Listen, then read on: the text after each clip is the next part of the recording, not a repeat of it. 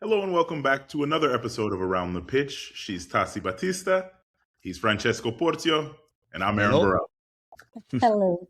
The Hello, World hello. Cup is officially underway. It has been we've seen some amazing matches so far. I want to kick it off and toss it to you all. Let's waste no time here and ask who has been your biggest or who has provided the best performance so far. If you don't mind, Francesco, Go I think first. I honestly think, like, let's say I'm gonna say the most entertaining game on my was yesterday game. Like, definitely England and Croatia was like an amazing match too. Like, you really couldn't move because you feel like someone was gonna score at any minute. But Mhm. we have like really nice matches so far. But that was like one of my favorites so far. There were some very, very interesting ones. Probably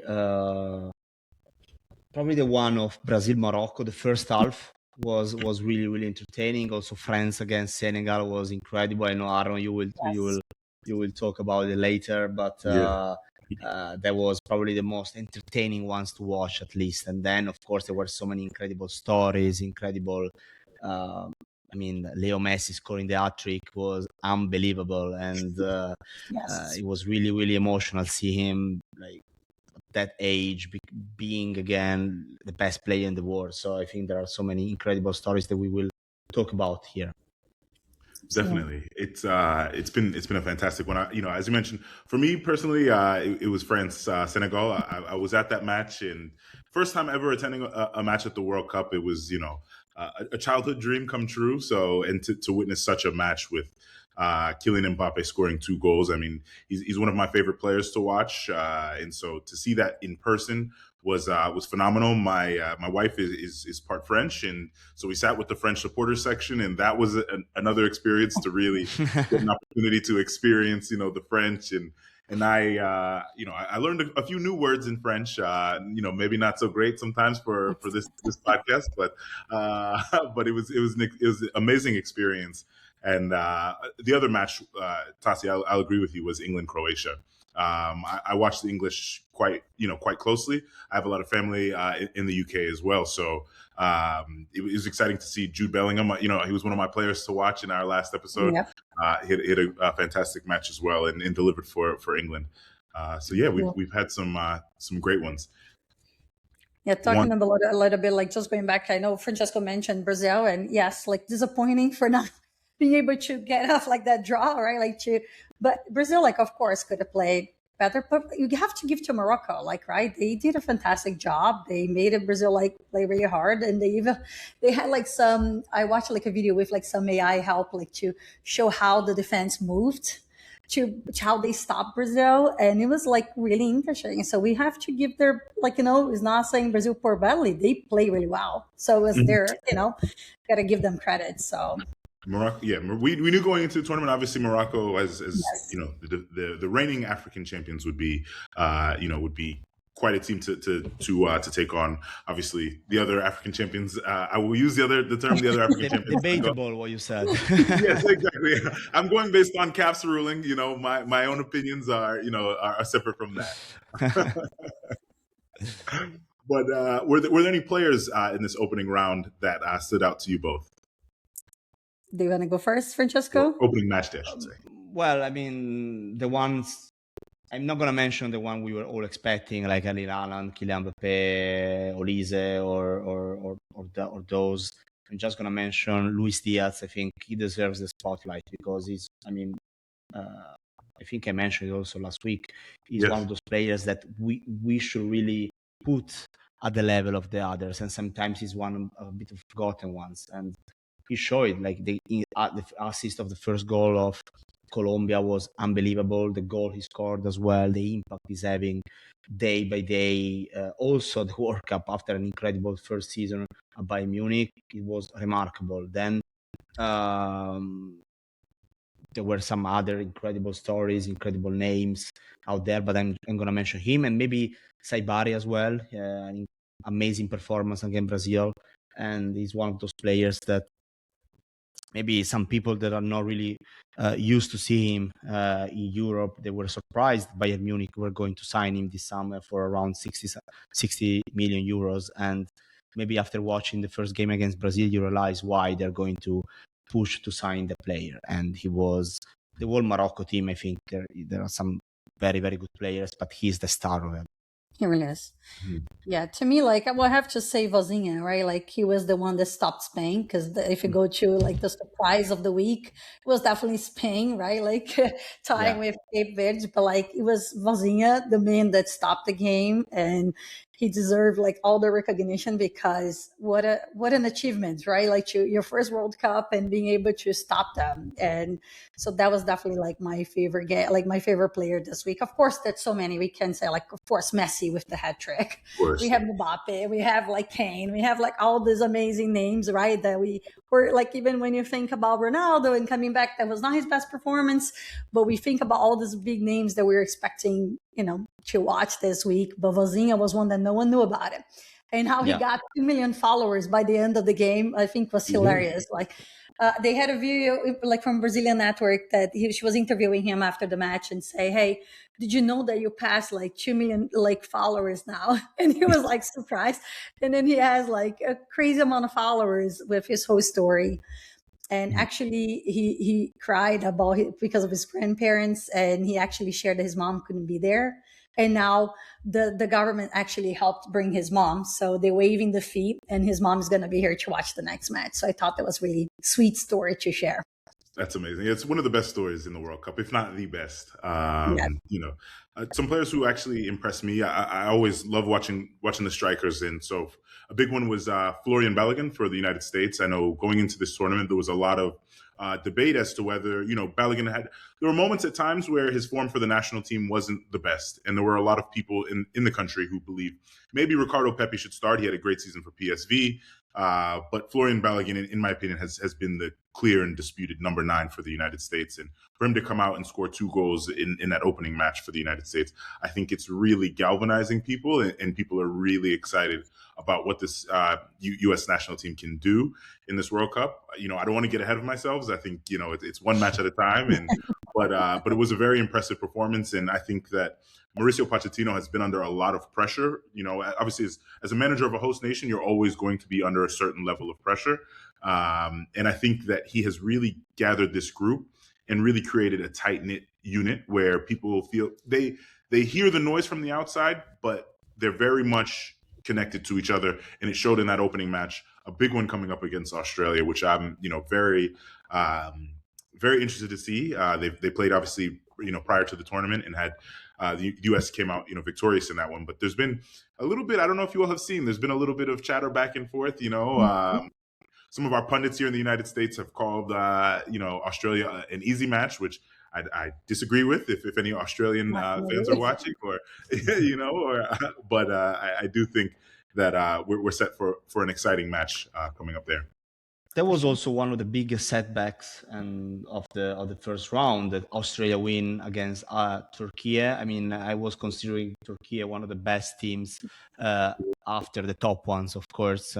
And seeing them losing in that way against Australia, I mean, it was good for them. On the other hand, it was a bit of disappointing from the Turkish side, and now it's already key game for them, because if they don't win, then the next one against Paraguay is going to be over, basically their World Cup dreams. So yeah. International team, with players play with a lot of pressure. It's very demanding. They're very, very. They love their football in Turkey. Yeah, absolutely. And it was really interesting to see that how Europeans team like came in strong, like except like we had that, but like our Africans team, right? Like they came in to really, like, they're playing everything, and they're really not disappointing. They're showing that they came here to fight for their chance, and they're doing it fantastic. And it's like how they are like kind of they always see like the underdogs, but they're always surprised because they're really good. It's just that people don't know about them. They don't Yeah, watch their tournaments, right? They don't pay attention to their players. But and at the same time, a lot of the African team like had like surprisingly good draws, like stopping a lot of like the big teams. At the same time, the South Americans like all tied, or except for Argentina, there was like and Colombia guys like right, but like it was really surprising to see like so many of the South Americans team like struggle in this first round, right? Like, but we yeah. Yeah. expected some of them. I was surprised by Ecuador. They were, last week I said that they were one of my picks for potential dark horse, and they still may go through as, maybe a second place team in the group. But I did expect them to look a little better than they did against Cote d'Ivoire. But I mean, it's a credit to the Ivory Coast. I think that they're a very good team They as did well. well at the end. I mean, there was Yes. by far to me the most fun game to watch Yes. It was in this great. first round of games. Maybe the 1-0 result, with the last minute goal scored by Amad Diallo was a bit of gives you another image of the game. It was absolutely super fun to watch. There were so many Yes. chances, and it was crazy. And they were unlucky at the end, but I think they have now a good chance to still make it, if they perform as they did in the first match. It's gonna be difficult, of course, but Yeah. they can do it. Definitely. I was surprised with Egypt in Belgium. I didn't, I know this isn't obviously, we've had so much talk over the years of Belgium's golden generation, and I know that most of them are kind of over that hill of being in their kind of peak of their careers. Yeah. However, I didn't expect them to struggle the way that they did with Egypt. That was a very interesting match. You should dare think that most of those experienced players, especially, they're coming from a challenging season. Romelu Lukaku barely played with Napoli. Kevin De Bruyne was injured for most of the season as well. Of course, there are also other ones, but those two that were really probably leading the attack, especially in this last World Cup for them, they didn't have the best season before the World Cup, so that might be a factor. And then Egypt is another great story, because first point, finally scored the World Cup. They deserve it. They did. They did. And actually, I was bringing like one of the teams that I said to watch, like was Norway, and Helen like delivered like to, and he showed that the Vikings are here to have some fun. I actually like some of the videos are hilarious, like them like really trying to row over like the escalators in your city. Like I just love how social media people are so creative. But Norway, it was a fun game to watch too, and I can't wait to see what they do in the next round for sure. Yeah, it's, we briefly touched on Spain and Cabo Verde, but I just want to kind of talk a little bit about this match. Obviously, we have a very high hopes for the Spanish reigning European champions.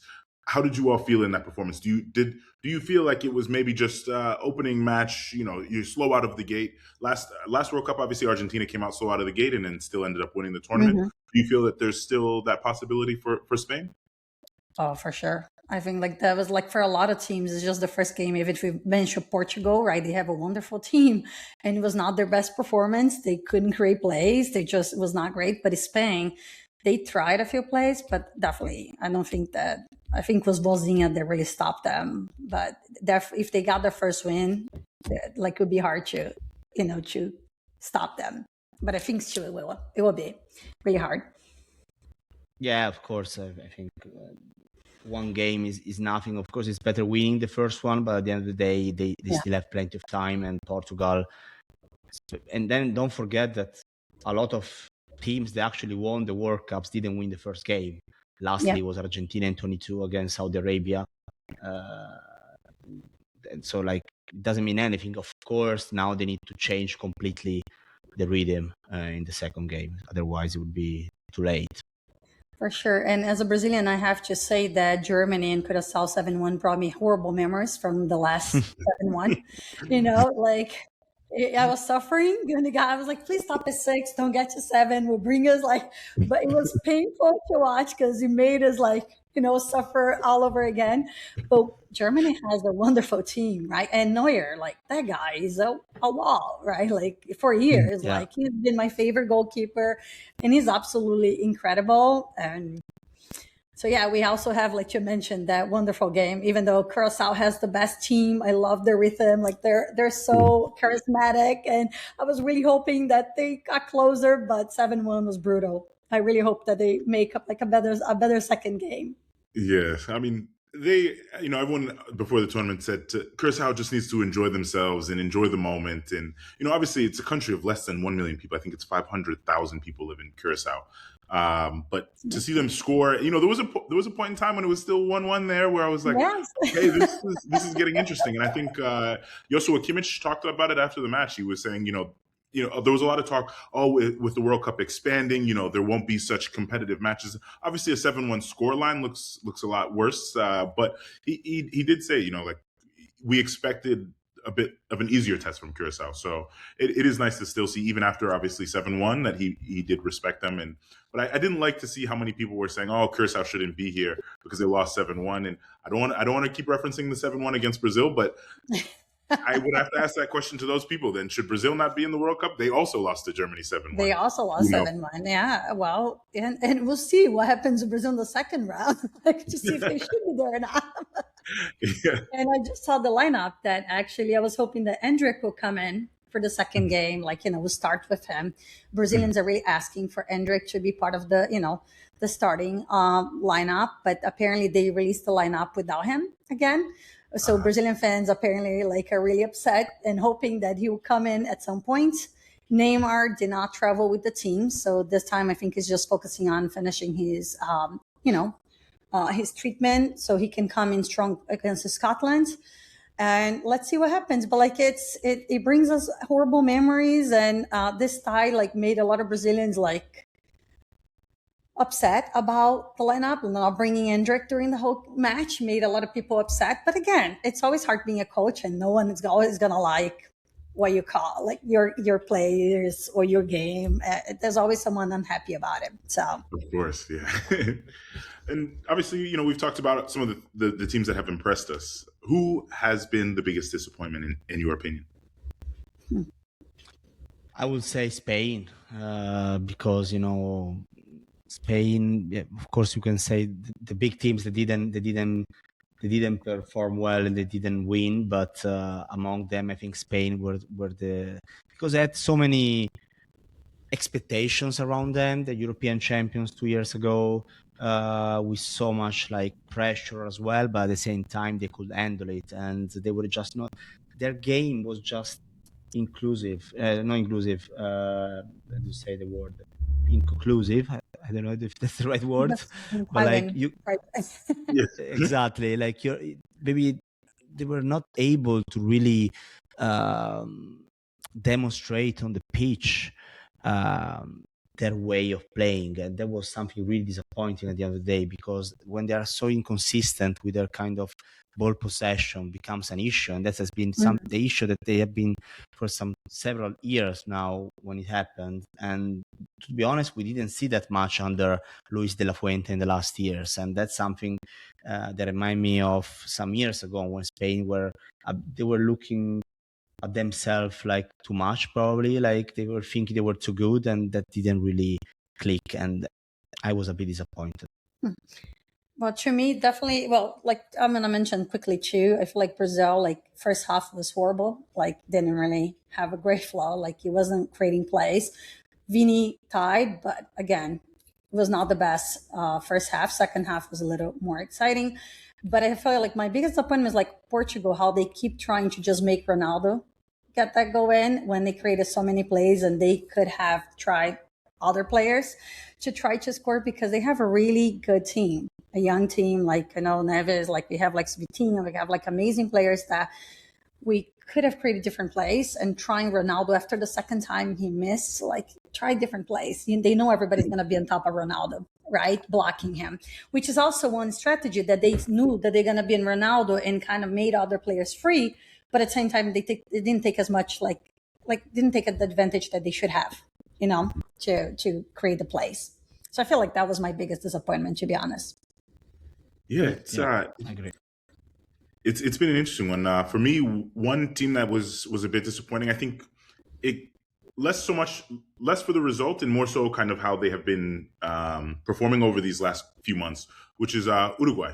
I think that going into the tournament, what I have read coming out of Uruguay is that fans aren't happy with Bielsa and the team. The unity in the team is not there. And then for them to come out against Saudi Arabia, and I mean, I believe they were trailing for, what was it, up to 70 minutes in that match. And then before they were able to equalize. And it's a nation obviously with such a rich history.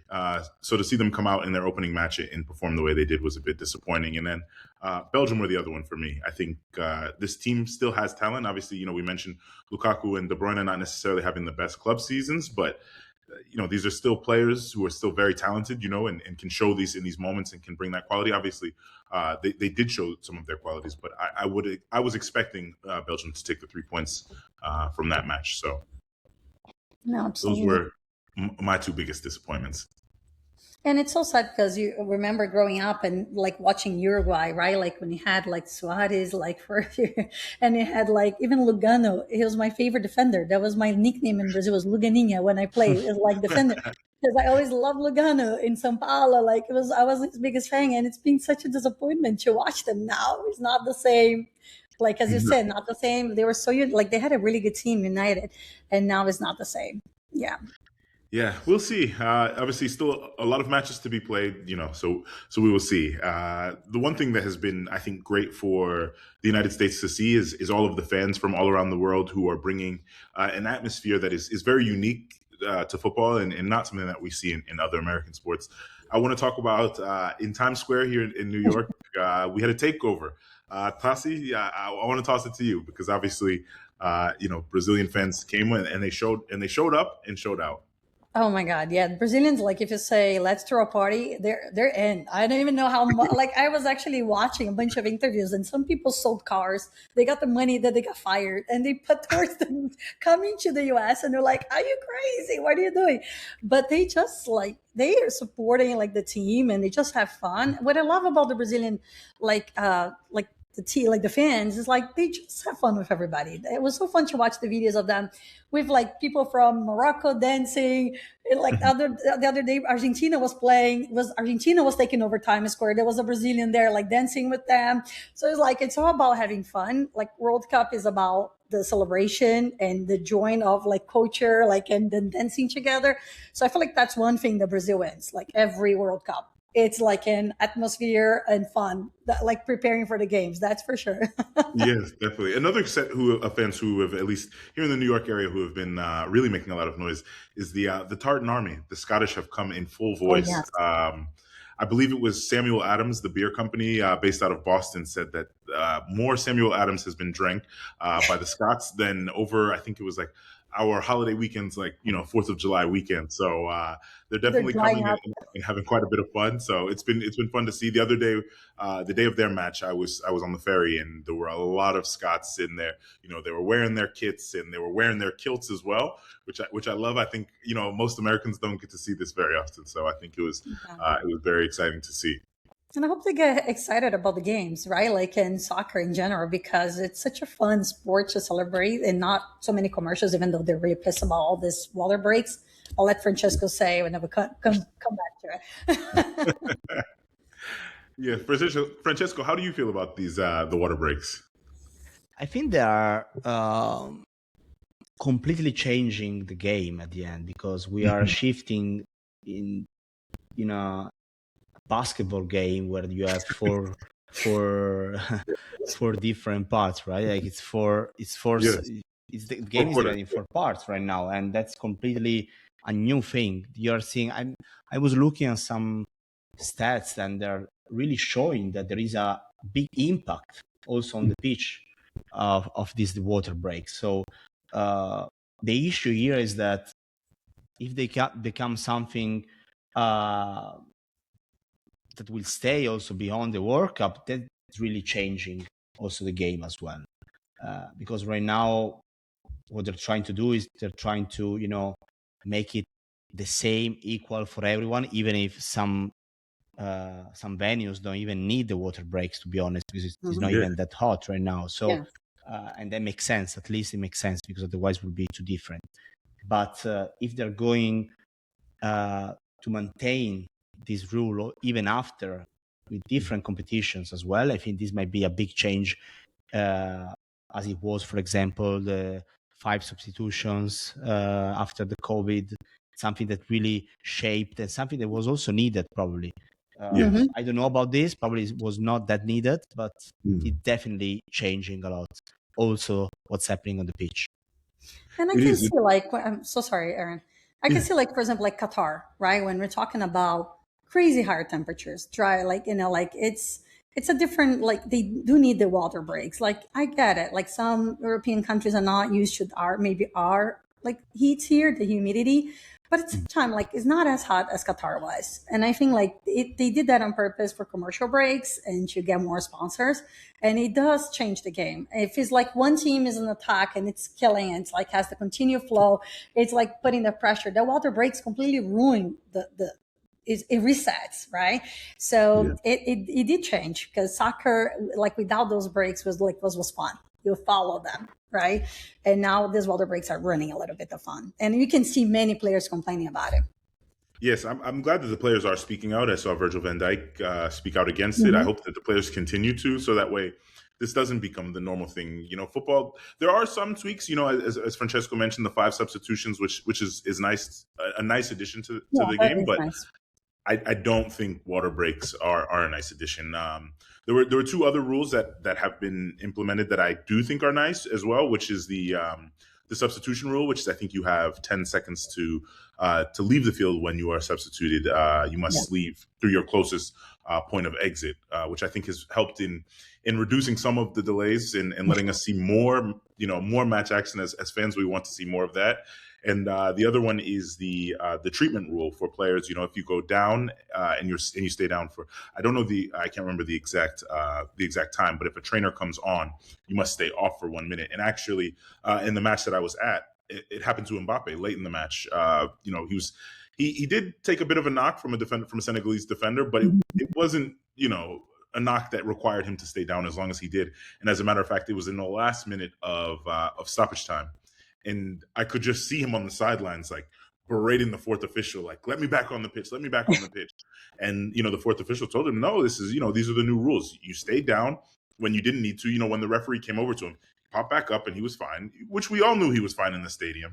But hopefully, in future matches, not just him, but other players will realize that, you can't. These bit of what we call the dark arts will hopefully we won't see as much of in the game anymore. Yeah, those are nice additions, because like, people would take too much time, like, and even they adding 10 minutes, like, they'll never make justice for the time that they try to when they're winning. Yes. So those are nice. It's the matter of the momentum that is lost, and I understand it. Like, I fully understand why players would do that. If you're leading in a match, you want to kill that momentum. You want to, break that rhythm of your opponents. But, as a fan, I want to see as much as possible. I was at the match and I was like, I could watch these guys play for another, 2 hours if possible. And that's what we as fans want. We want to see as much action as possible. For sure. Heading into some of the second matches of the group stage are happening. Are there any players or teams that you are looking forward to based on what you saw on match day 1 across all of these groups? But for sure, we want to see the reactions from the one that disappointed. So like Spain, Portugal, for example, even Brazil, they have a big chance against Haiti, so they need to win. There is no way or other. And then also the ones that shine.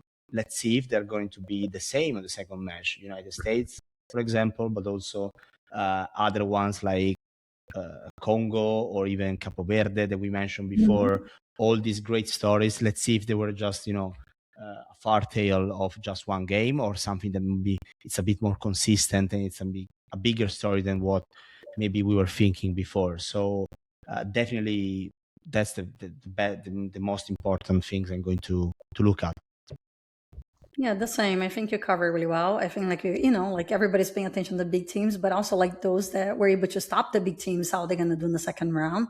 And we had a lot of ties. So I think that's like would be definitely interesting to see the second round because that's gonna define like, who's gonna be second and third like in the group. So it would definitely be very interesting to see and really hoping for fun matches, like those that you score one side, you run and like more goals because like they always make it like more fun to watch. Like we had like Croatia and England, it was like you couldn't. I feel like I couldn't get a cup of water that I was gonna miss a goal. So and I can say the same for Germany because every time I got a cup and it was like came back another goal, it brought me memories. So I'm really hoping for more even games, but like equally fun. So let's see. But again, Brazil, Portugal, Spain, the big names like that. Especially Brazil with like the tie, Portugal with the tie, that let's see how they do. And as you said, like Congo and Cape Verde, like let's see what they do in the next time, next round to see if they keep their momentum, right? Like with the good play that they've had, like, what they did in this first week. Yeah, no, I'm definitely looking forward to all of those teams that you mentioned as well. One player I'm excited to continue seeing is Michael Olise from France. I thought he was brilliant. I didn't mention this earlier, Right. but he was brilliant in the second half for France. There was one ball that he played for Mbappe. He didn't score on it. I don't think he even actually got on the end of it, but just the vision to see things. He's one of these players who he sees things before others do, and is absolutely magic. And if obviously there's all the talk of Dembele. As I mentioned, the French supporters, they were chanting Ousmane Ballon d'Or, Ousmane Ballon d'Or, which was obviously it was exciting to see. But I think if Olise continues to perform the way he has in the opening match, I think he will start to see his name mentioned in that a little bit more seriously than it probably already is. But one matchup outside of the French that I'm looking forward to is Germany versus Cote d'Ivoire. I think that's going to be a really interesting match, and very excited for it. Yes. We shall see how things continue to shake out.